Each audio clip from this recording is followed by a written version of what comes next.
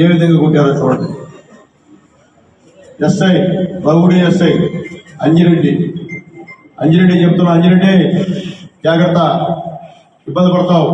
Rowdy అనుకోక rowdy దింపుతాం. నీ చేతిలో కర్ర ఉందని చెప్పి నువ్వు కాకి డ్రెస్ వేసుకున్నావు అని చెప్పి రాక్షసుల్లాగా రౌడీలాగా రెచ్చిపోతే మేము కూడా రెచ్చిపోతాం. రా దమ్ముంటారా, నీ డ్రెస్ తీసేస్తారా, తేల్చుకుందాం అనుభవమేమో. నేను కొడతావా మా కార్యకర్తని?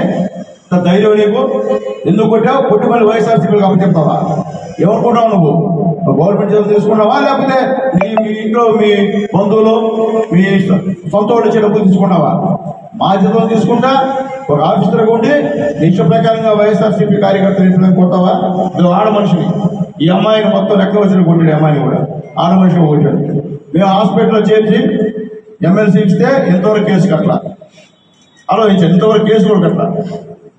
ఈ